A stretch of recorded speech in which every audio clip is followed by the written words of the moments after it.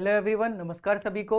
मैं आप सभी का स्वागत करता हूं स्टडी कैपिटल के इस ऑनलाइन लर्निंग प्लेटफॉर्म में, जिसमें अभी हम CUET 2023 के लिए PG पॉलिटिकल साइंस की तैयारी कर रहे हैं। और इसमें अभी हम जो फ्री सीरीज चला रहे हैं, जिसमें हम जो हॉट टॉपिक्स होते हैं पॉलिटिकल साइंस के, उनको कवर करेंगे। तो इसी में अभी हमारा जो सिलसिला चल रहा है वो चल रहा है प्लेटो का सिलसिला। प्लेटो के हम इंट्रोडक्शन पढ़ चुके हैं, हम प्लेटो की थ्योरी ऑफ आइडियाज पढ़ चुके हैं, हम प्लेटो की थ्योरी ऑफ जस्टिस पढ़ चुके हैं। अब हम पढ़ेंगे प्लेटो की थ्योरी ऑफ एजुकेशन। देखिए, हमने देखा कि कैसे प्लेटो जस्ट स्टेट बनाना चाहते थे, कैसे प्लेटो एक इमेजिनेटिव स्टेट बनाना चाहते थे।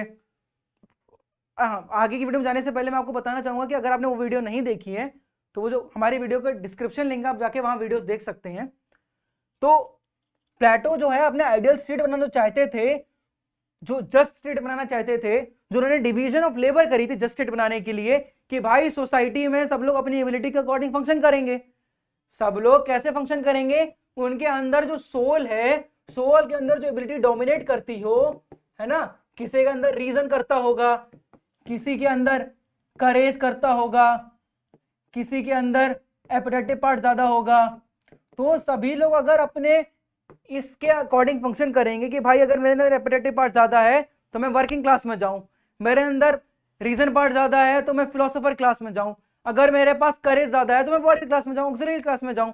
तो अगर सभी लोग अपने ये डिवीजन ऑफ लेबर का अकॉर्डिंग फंक्शन करेंगे तो जस्ट स्टेट बन जाएगा, सोसाइटी में यूनिटी आएगी, है ना। वो कैसे आएगी वो मैंने पिछली वीडियो में आपको डिस्क्राइब किया था। तो सोसाइटी में यूनिटी आएगी, है ना, हार्मनी आएगी। तो वो अब सपोज करिए, पता कैसे चलेगा कि मेरे अंदर क्या एबिलिटी है? जो स्टेट है, जो प्लेटो का स्टेट है, उसमें आइडेंटिफाई कैसे होगा कि किसके अंदर क्या एबिलिटी है, किसके अंदर क्या एबिलिटी है, किसके अंदर क्या चीज डोमिनेट करती है और वो किस क्लास का पार्ट बनना चाहिए। ये चीज पता कैसे चलेगी? कैसे हम उनको बता पाएंगे और समझा भी पाएंगे कि भाई तुम्हारे अंदर एबिलिटी है, तुम ये फंक्शन करो। एक होता है चलो हमें पता चल गया, दूसरी चीज हो गई कि हम उन्हें समझा कैसे पाएंगे कि भाई तुम्हारे अंदर ये एबिलिटी है, और हम कैसे वो क्लास के पर्सन बना पाएंगे। केवल एबिलिटी होना तो जरूरी नहीं है, उस एबिलिटी के अकॉर्डिंग उनको ट्रेनिंग भी तो देनी पड़ेगी। केवल ये तो नहीं कि भाई मेरे अंदर रीजन ज्यादा है, चलो आज हम फिलोसोफर बन गए। फिलोसोफर बनने के लिए तो मेरे अंदर रीजन ज्यादा है, तो हमें उस ट्रूथ को प्राप्त करने के लिए, उस नॉलेज जो प्लेटो की इनफॉलिबल नॉलेज है उसको प्राप्त करने के लिए हमें कुछ ट्रेनिंग भी तो लेनी पड़ेगी, मुझे कुछ ट्रेनिंग भी तो लेनी पड़ेगी। वो ट्रेनिंग लेने और आइडेंटिफाई, सबसे पहले क्या है कि हमें आइडेंटिफाई करना पड़ेगा कि इसके अंदर रीजन ज्यादा है। जब हमने आइडेंटिफाई कर लिया कि भाई इस पर्सन है, ये पर्सन के अंदर रीजन ज्यादा डोमिनेट करता है, ये पर्सन फिलोसोफर किंग बनने के लायक है, ये पर्सन जो है गार्डन क्लास में जाने के लायक है, तो हमें उसको क्या देनी पड़ेगी? ट्रेनिंग देनी पड़ेगी। हमें उसको उस हिसाब का एजुकेशन देना पड़ेगा कि वो गार्डन क्लास बन जाए। अगर किसी के अंदर एपेटाइटिव पार्ट ज्यादा है तो हमें उसको उस हिसाब का एजुकेशन देना पड़ेगा कि भाई पहले हमें उसे समझाना पड़ेगा कि भाई तुम्हारे अंदर एपेटाइटिव पार्ट ज्यादा है, तुम वर्किंग क्लास बनने के लायक हो। वो समझाने के बाद हमें उसको ट्रेनिंग देनी पड़ेगी, उसको उस हिसाब का एजुकेशन देना पड़ेगा कि वो इस वर्किंग क्लास में जा पाए। ठीक है, अगर किसी के अंदर वॉरियर एबिलिटी ज्यादा है तो हमें उसको उस हिसाब की ट्रेनिंग देनी पड़ेगी कि वो उस क्लास में जा पाए।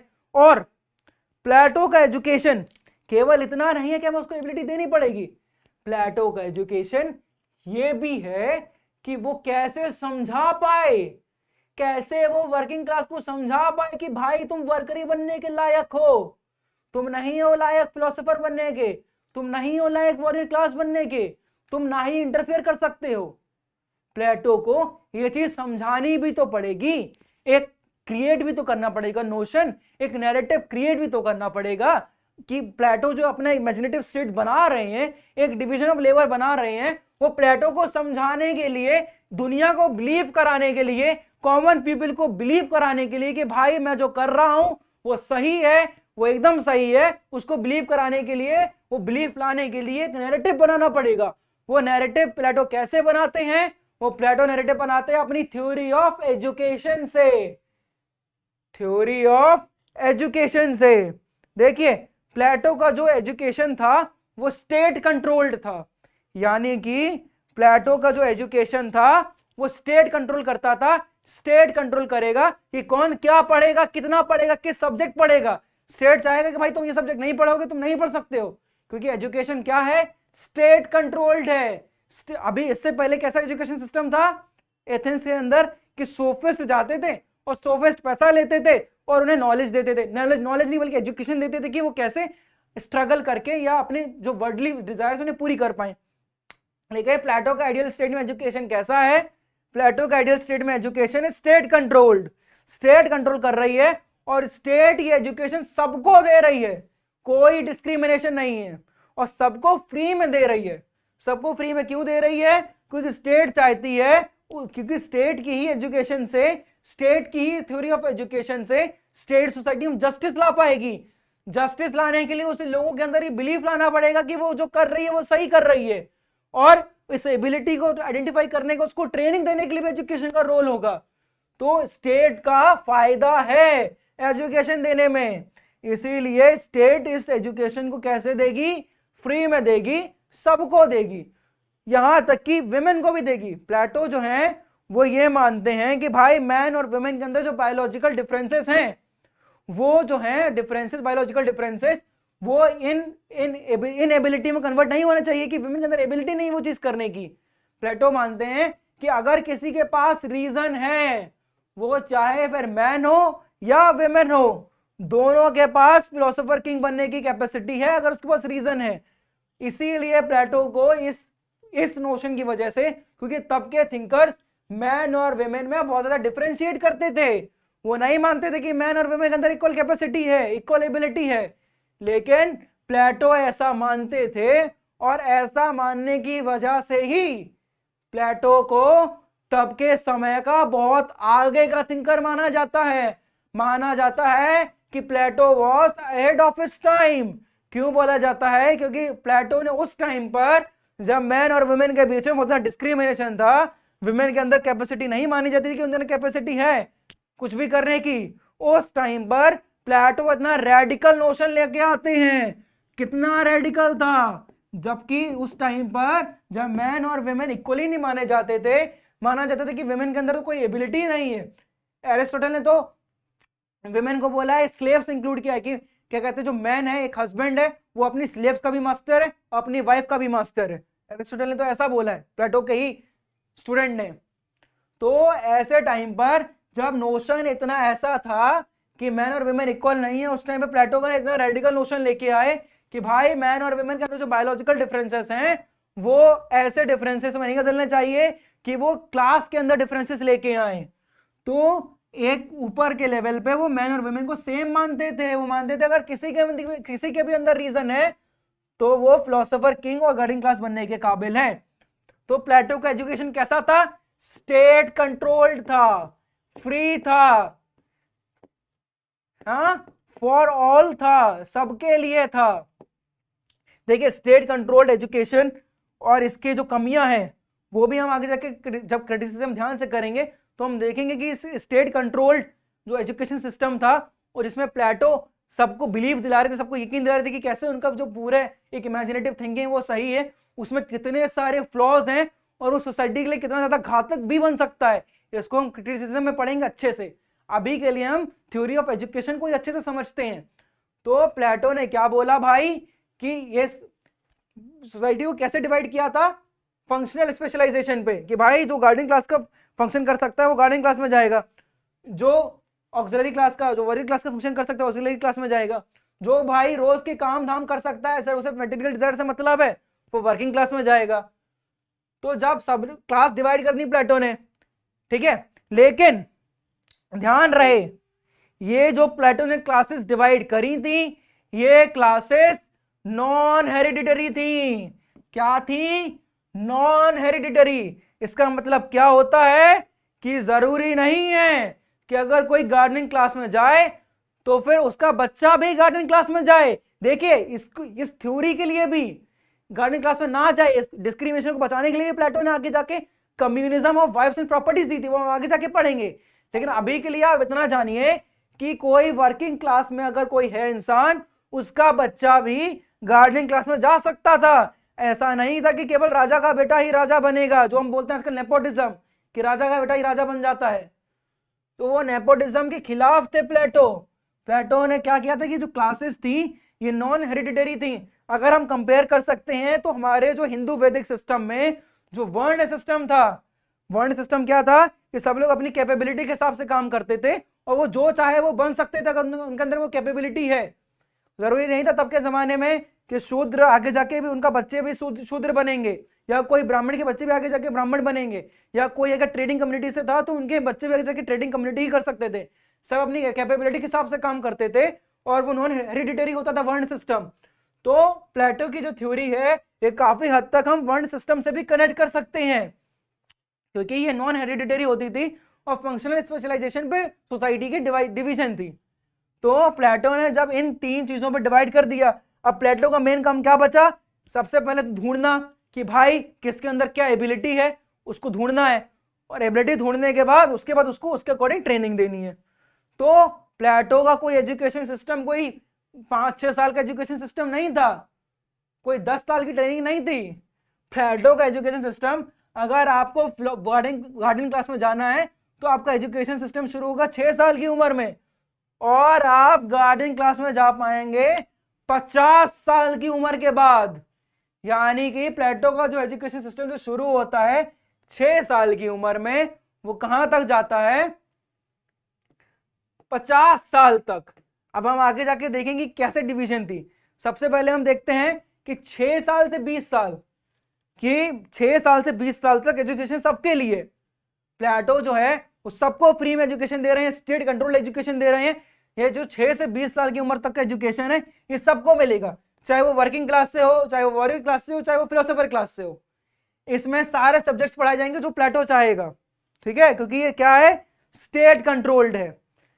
ठीक, अब इसमें क्या है? मैथमेटिक्स वगैरह पढ़ाई जाएगी, है मैथमेटिक्स पढ़ाई, ज्योमेट्री पढ़ाई जाएगी, वो सारा पढ़ाया जाएगा। वोकेशनल कोर्सेज नहीं होते थे, ठीक है, वोकेशनल कोर्सेज नहीं होते थे, मैथमेटिक्स, अलजेब्रा ये सब होती थी।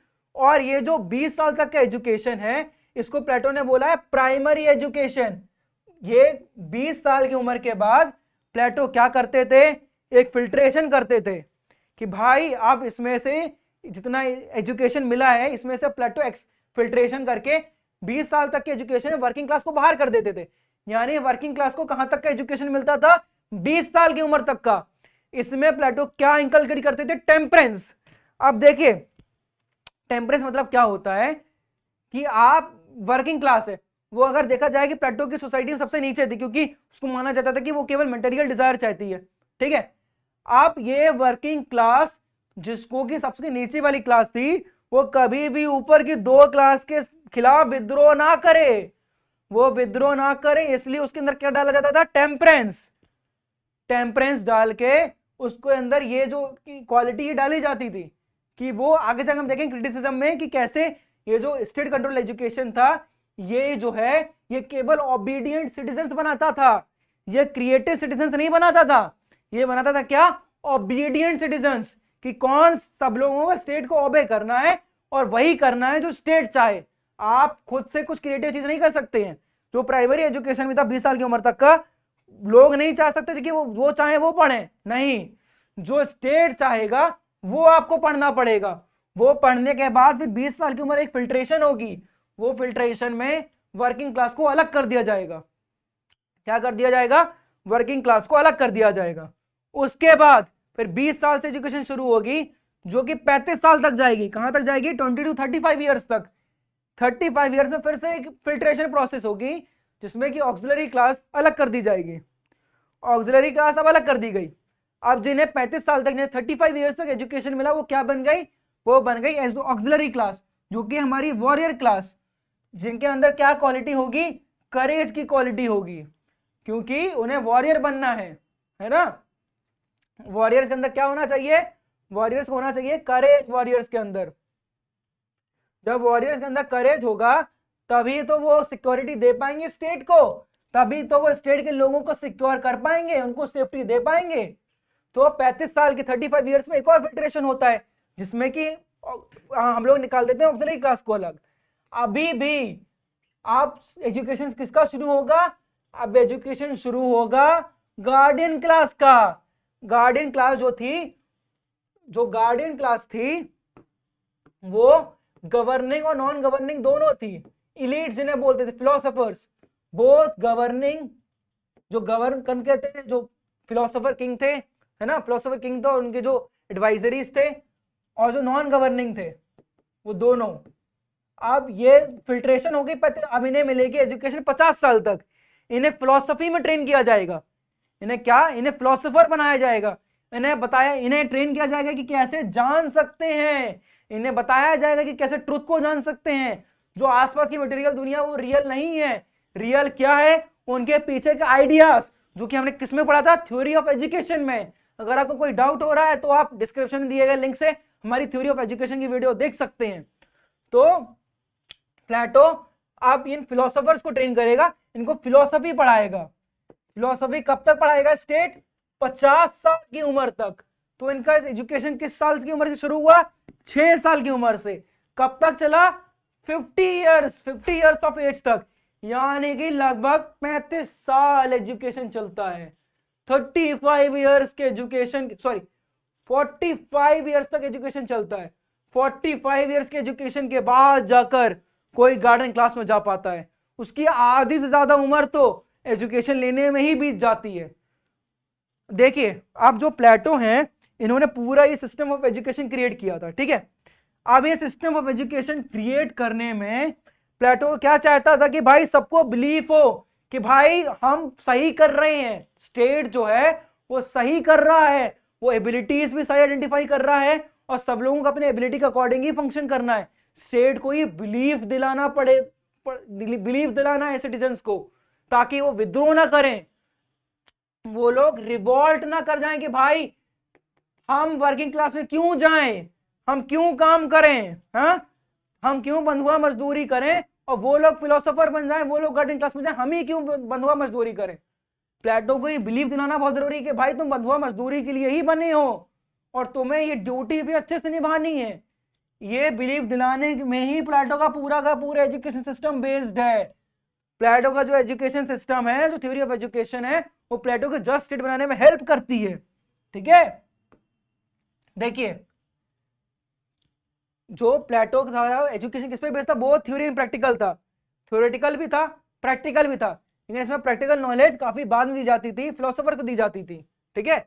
एजुकेशन वॉज स्टेट कंट्रोल्ड, क्या था, स्टेट कंट्रोल एंड कंपल्सरी।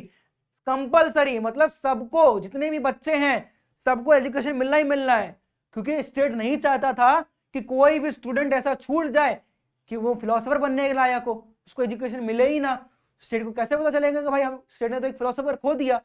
तो स्टेट ने क्या किया था कि भाई सबके लिए कंपल्सरी कर दिया था। जब हम आगे जाके प्लेटो का क्रिटिसिज्म देखेंगे तो हम देखेंगे कि स्टेट कंट्रोल एजुकेशन, और सब्जेक्ट्स जो डिसाइड करेंगे वो स्टेट करेगा। इसमें कितने सारे फ्लॉज थे, ये हम क्रिटिसिज्म वाले में करेंगे। देखिए मोर देन सिलेक्शन, देखिए प्लेटो का जो एजुकेशन सिस्टम था वो सिलेक्शन तो करता ही था कि भाई तुम वर्किंग क्लास में हो, तुम ऑक्सिलरी क्लास में हो, तुम फिलोसोफर क्लास में हो, लेकिन उससे भी ज्यादा एजुकेशन क्या था, a means to inculcate civility and self control in society to maintain unity in harmony. इसका मतलब क्या होता है, देखिए जो वर्किंग क्लास है, ठीक है, हमने वर्किंग क्लास को बोल दिया कि भाई आप तो बंधुआ मजदूर हो, है ना, आपका काम है, आपके अंदर एबिलिटी है केवल वही करने की, आपके अंदर जो है एबिलिटी है बंधुआ मजदूरी करने की, आप फिलोसोफर बनने के लायक ही नहीं हो। आप लायक ही नहीं हो कि आप ऑक्सिलरी क्लास में जाओ। जब स्टेट इतने बड़ा कदम उठाएगा, लोगों को बताएगा कि तुम बंधुआ मजदूरी करने के काबिल हो, तो जो बंधुआ मजदूर हैं, जो वर्किंग क्लास है, स्टेट को उसके अंदर सिविलिटी भी तो इंकलकेट करनी पड़ेगी, ताकि वो स्टेट को ओबीडियंट रहे, स्टेट के खिलाफ विद्रोह ना करे। दूसरे जो दूसरी जो क्लासेस हैं, गार्डियन क्लासेस हैं, है ना, जो गवर्निंग क्लासेस हैं, जो ऑक्सिलरी क्लासेस हैं, उनके अंदर इंटरफियर ना करे, है ना, उनको फॉलो करे, उनकी बात माने। तो स्टेट को क्या जरूरी है, सेल्फ कंट्रोल, है ना, कि सबके अंदर सेल्फ कंट्रोल होना चाहिए, कि जिसको जो ड्यूटी दी गई है वो वही ड्यूटी करे, अपने अंदर की क्रिएटिविटी ना झाड़े, है ना, बेटा जो बोला गया चुपचाप वही कर लो, ज्यादा अपने अंदर का क्रिएटिविटी ना झाड़ो, यही था प्लेटो का एजुकेशन सिस्टम कि भाई जिसको जो बोला जा रहा था उसको वही करना था। सिविलिटी इंक्लूड करी जा रही थी। सिविलिटी मतलब कि सब लोग ओबीडियंट रहें, अच्छे से फॉलो करें, और self control in society to maintain unity and harmony. अगर प्लेटो जो है इतना बड़ा आइडियल स्टेट बना रहा है, इतना सब थ्योरीज बना रहा है, प्लेटो ये क्यों चाहेंगे कि उनके इस इमेजिनेटिव स्टेट में, उनके इस आइडियल स्टेट में रिवॉल्ट हो जाए? अगर वर्किंग क्लास डिससेटिस्फाइड होगी तभी तो रिवॉल्ट होगा। वर्किंग क्लास जब डिससेटिस्फाइड होगी, है ना, तभी तो रिवॉल्ट होगा। और वो डिससेटिस्फाइड ना हो, वो वायलेंस में ना उतरे, इसीलिए प्लेटो उनके अंदर इंक्लूड करते हैं सिविलिटी। उनको समझाते हैं कि भाई, उनके मन में डालते हैं कि तुम भाई यही बनने के लायक हो, है ना। और ये जो समझाना है, इसको प्लेटो कैसे बनाते हैं, कैसे समझाते हैं? प्लेटो समझाते हैं मिथ ऑफ मेटल। प्लेटो किसका यूज करते हैं? नोबल लाई का। नोबल लाई मतलब क्या होता है? एक ऐसा झूठ जो किसी आदर्श काम के लिए बोला गया हो, एक नोबल काम के लिए बोला गया हो। प्लेटो इसको बोलते हैं नोबल लाई, कि मैं एक ऐसा झूठ बोल रहा हूं जिससे सोसाइटी का भला होगा। वो झूठ है मगर वो सोसाइटी के भले के लिए है, मैं सोसाइटी का ओवरऑल गुड चाहता हूं। प्लेटो तो यही चाहते थे। तो प्लेटो क्या लाते हैं? Myth of metal. प्लेटो कहते हैं कि भाई ये है हमारा एथेंस का सॉइल स्टेट, ये है हमारा एथेंस स्टेट, और जितने भी इसके अंदर नागरिक हैं सब इसके बच्चे हैं, इस एथेंस स्टेट के बच्चे हैं, सब के सब इसके बच्चे हैं, है ना। और इसमें है कुछ मैन ऑफ गोल्ड। देखिए, एक जो मिट्टी होती है उसके अंदर सोना भी हो सकता है, उसके अंदर ब्रॉन्ज भी हो सकता है ना, उसके अंदर सिल्वर भी हो सकती है ना, कॉपर भी हो सकता है। जो गोल्ड है वो सबसे वैल्यूएबल है। प्लेटो क्या कहते हैं कि हम जितने भी एथेंस के सिटी स्टेट है, सिटी स्टेट जितने भी नागरिक हैं, उसमें कुछ नागरिक हैं जो मैन ऑफ गोल्ड हैं। क्या है? Man of gold. वो कौन होंगे? वो फिलोसोफर्स होंगे। और कुछ है मैन ऑफ सिल्वर, वो क्या होंगे? वो होंगे ऑक्सिलरी। और कुछ है मैन ऑफ ब्रॉन्ज, वो क्या होंगे? वर्किंग। प्लेटो क्या कहेंगे कि भाई एक है भारत, क्या कहते हैं, जैसे हमारे लिए हमारी भारत माता होती हैं, ऐसे प्लेटो क्या बोलते हैं कि भाई, क्या कहते हैं, जो एथेंस का सिटी स्टेट है वो है, क्या कहते हैं, एक स्टेट है जिसके अंदर मैन ऑफ गोल्ड है, मैन ऑफ सिल्वर है और मैन ऑफ ब्रॉन्ज है, और तीनों के तीनों ही स्टेट के लिए उनके बच्चे हैं। तो प्लेटो ऐसी मिथ क्रिएट कर ऐसे नोबल लाइज बोलकर क्या बनाते हैं, क्या लाते हैं सोसाइटी में? स्टेबिलिटी। क्योंकि प्लेटो ने क्या बोल दिया वर्किंग वालों को कि भाई तुम भी स्टेट के बच्चे हो, मगर तुम क्या हो? तुम मैन ऑफ ब्रॉन्ज हो। तुम भी बच्चे हो स्टेट के, लेकिन तुम मैन ऑफ ब्रॉन्ज हो। उनके अंदर ये चीज इंकलकेट कर दी गई। तो प्लेटो ये नोबल लाई बोल के क्या लाते हैं सोसाइटी में? स्टेबिलिटी। कि जो वर्किंग क्लास है, जो बाकी क्लासेस हैं, वो एक दूसरे में इंटरफेयर ना करें और सब लोग अपना काम अच्छे से करें और सोसाइटी में रिवॉल्ट ना लाए। प्लेटो ने क्या किया था, ये मैंने आपको स्टार्टिंग में बताया था। प्लेटो ने क्या किया था? Plato supported education for women. Biological differences should not bring inequality in society, purely based on talent. अगर किसी के अंदर रीजन है, वो विमेन है, तब भी वो फिलोसोफर किंग बनने की लायक है, वो फिलोसफी में जाने के लायक है। अगर किसी के विमेन के अंदर करेज है तो वो क्या कहते हैं, जाने के लायक है ऑक्सिलरी क्लास में। और प्लेटो का जो एजुकेशन था वो ऐसा नहीं था कि भाई हमने आके कुछ उपदेश दे दिया चले गए। प्लेटो का एजुकेशन बेस्ड था क्वेश्चन आंसर, डायलेक्टिकल मेथड, जो कि मैंने आपको पहली वीडियो में बताया था, इंट्रोडक्शन वीडियो में। जिसने ना देखी वो वीडियो हमारी डिस्क्रिप्शन में जाके देख सकते हैं।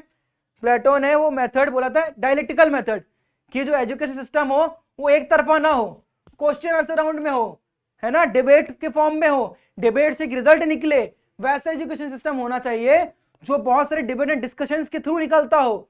ऐसा एजुकेशन सिस्टम प्लेटो बनाते हैं। अब देखिए, प्लेटो का जो एजुकेशन सिस्टम है उसके बहुत सारा क्रिटिसिज्म है कि प्लेटो, अब हम जो क्रिटिसिज्म वाला पार्ट है प्लेटो का, उसमें एकदम ध्यान से करेंगे क्रिटिसिज्म। ओवरऑल देखिए तो इसमें प्लेटो एक ओबीडिएंट सिटीजन इंक्लूड करते हैं, है ना। प्लेटो एक स्टेट कंट्रोल एजुकेशन बनाते हैं, जिसमें जो प्लेटो नैरेटिव बोलेंगे वही फाइनल होगा, कोई भी क्रिएटिविटी नहीं होगी, जो प्लेटो सब्जेक्ट्स बोलेंगे वही पढ़ने पड़ेंगे, है ना। केवल एजुकेशन एक मीडियम बन गया स्टेबिलिटी लाने का, यूनिटी लाने का, नोबल लाइज बोल के स्टेबिलिटी क्रिएट करना, है ना। वो सारा एक मीडियम बन चुका है जिसमें कि केवल ओबीडिएंट सिटीजन फॉर्म हो रहे हैं, क्रिएटिव सिटीजन फॉर्म नहीं हो रहे हैं, है कि नहीं। तो जो क्रिटिसिज्म वाला पार्ट वीडियो होगी उसमें हम ध्यान से करेंगे, ठीक है।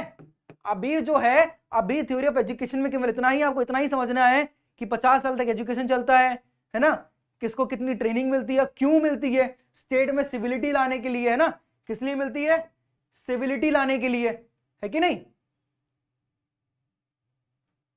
सिविलिटी लाने के लिए, सेल्फ कंट्रोल लाने के लिए, सोसाइटी के अंदर स्टेबिलिटी, है ना, सबके अंदर सिविलिटी होनी चाहिए, सेल्फ कंट्रोल होना चाहिए, स्टेबिलिटी होनी चाहिए, कोई विद्रोह नहीं होना चाहिए। अगर वर्किंग क्लास काम कर रही है तो उसके अंदर उसके अंदर ये यकीन दिलाना है कि भाई तुम वर्किंग क्लास बनने के काबिल हो, है ना, तभी तो सोसाइटी में यूनिटी रहेगी, हार्मनी रहेगी, क्योंकि सब अपना अपना काम करेंगे। प्लेटो की जो थ्योरी ऑफ जस्टिस है, प्लेटो अपनी थ्योरी ऑफ जस्टिस को ही सक्सेसफुल बनाने के लिए, प्लेटो का डिवीजन ऑफ लेबर सक्सेसफुल कैसे बनेगा, जब जितने भी डिविजन्स हैं लेबर के अंदर, वो तीनों की तीनों डिविजन्स इस बिलीफ में रहें कि भाई मुझे मेरे अंदर की एबिलिटी के अकॉर्डिंग फंक्शन मिला है, मुझे अपने स्टेट के प्रति ओबीडियंट रहना है, जैसा मुझे काम मिला मुझे वही करना है, क्रिएटिव ज्यादा नहीं बनना है, फालतू में जो काम मिला चुपचाप वही करो। तो प्लेटो ये ओबीडियंट सिटीजन्स बनाने के लिए, स्टेबिलिटी लाने के लिए, है ना, ऑर्डर लाने के लिए अपनी इस थ्योरी ऑफ एजुकेशन को लाता है। और इस थ्योरी ऑफ एजुकेशन के बहुत सारे क्रिटिसिज्म्स हैं जिनको हम अच्छे से डिटेल वीडियो में करेंगे जब हम उसका क्रिटिसिज्म पढ़ेंगे। अभी के लिए जो थ्योरी ऑफ एजुकेशन है उसमें केवल इतना ही। देखिए, जैसा कि मैंने अपनी पिछली वीडियोस में भी बताया है कि अगर आपको इस एग्जाम को क्रैक करना है तो आपको स्मार्टली वर्क करना है। आपको स्मार्ट, कई बार पूछा गया है कि क्या कहते हैं, जो कितने साल का एजुकेशन होता था प्लेटो का, है ना, एजुकेशन कितने साल तक चलता था। कई बार पूछा गया है कि जो मिथ ऑफ मेटल है उसमें ये क्या, सिल्वर मैन ऑफ सिल्वर कौन होते थे, मैन ऑफ गोल्ड कौन होते थे, कई बार ये क्वेश्चन पूछा गया है ना। तो आपको कॉन्सेप्चुअल बेसिस के साथ में फैक्चुअल बेसिस होनी बहुत जरूरी है, पीवाईक्यूज लगाना बहुत जरूरी है ना, फैक्चुअल आपको याद करना बहुत जरूरी है। आगे जाके हम देखेंगे कमेंट्स में, जो प्लेटो के जो कमेंट्स हुए अलग वीडियोस में देखेंगे कि प्लेटो की थ्योरी ऑफ एजुकेशन के ऊपर भी क्या क्या कमेंट्स हुई है। हम क्रिटिसिज्म ऑफ प्रेस वाले में सारे कमेंट्रीज को पढ़ें जितनी भी इंपॉर्टेंट है, उसकी आप टेंशन मत लीजिए। तो अभी तो ये इससे प्लेटो चल रहा है जो कि हमारे फ्री कोर्स में। अगर आप हमारे पेड कोर्स में ज्वाइन करना चाहते हैं जो कि बहुत ही अफोर्डेबल रेट में है, बहुत ही अफोर्डेबल रेट में हम पूरा का पूरा पेड कोर्स आपको प्रोवाइड कर रहे हैं, जहां पे आपको कॉन्सेप्ट्स, फैक्ट्स, पीवाईक्यू और जितने भी क्वेश्चंस आ सकते हैं एग्जाम में, सबकी भरपूर तैयारी कराई जाएगी। इस पूरी जर्नी में आपके साथ रहेंगे। आपको अच्छे से स्मार्टली वर्क करना है, ऐसी चीजें पढ़नी है जो कि आपके एग्जाम में यूजफुल हो, ऐसी चीजों से दूर रहना जो कि एग्जाम के अंदर यूजफुल नहीं हो, तब भी उसमें टाइम वेस्ट करते रहेंगे पढ़ने में। आप हार्ड वर्क करते रहेंगे लेकिन आपको वो रिजल्ट नहीं मिलेगा। रिजल्ट आपको तब मिलेगा जब आप उस हार्ड वर्क के साथ में स्मार्ट वर्क करेंगे। आप उन रिसोर्सेज के साथ में बढ़ेंगे जो आपके लिए यूजफुल हो, उन रिसोर्स को हटाएंगे जो आपके लिए यूजफुल नहीं है, उसमें हम आपका पूरा साथ देंगे। हमारा स्टडी कैपिटल का प्लेटफॉर्म आपका इस जर्नी पूरा सपोर्ट करेगा। आपको केवल इस व्हाट्सएप नंबर पे अपना नाम और अपना कोर्स का नाम, कि भाई मेरा नाम ये है, मुझे एमए पॉलिटिकल साइंस एंट्रेंस में एडमिशन लेना है, तो आपको हमारी टीम कांटेक्ट करेगी और आप बहुत ही अफोर्डेबल रेट्स में डिसिप्लिन, अगर आप डिसिप्लिन रहेंगे, वो करेंगे, स्मार्टली तरीके से करेंगे जो आपको कहा जाए करने के लिए। और इस एग्जाम को ज्यादा क्रिएटिविटी नहीं लानी, इस एग्जाम में फैक्चुअल प्लस कॉन्सेप्ट आपको लाने हैं, फैक्ट्स प्लस कॉन्सेप्ट्स का पूरा इसमें रोल है, और पीवाईक्यूज का पूरा रोल है। हम आपका इसमें पूरा सपोर्ट करेंगे और आपको केवल इसमें मैसेज करना है, हमारी टीम आपको कांटेक्ट करेगी और हम इस पूरी जर्नी को एकदम अच्छे से करेंगे और आप बड़े इजीली तरीके से जेएनयू, बीएचयू, एचसीयू जैसे प्रीमियर इंस्टीट्यूट्स में अपनी मास्टर्स डिग्री कंप्लीट कर सकेंगे, अपना सपना पूरा कर सकेंगे। अगर हमारी वीडियो आपको पसंद आई हो तो आप वीडियो को लाइक करें, ऐसे ही कंटेंट वीडियोस देखते रहने के लिए हमारे चैनल को सब्सक्राइब करें। आपका बहुत बहुत धन्यवाद।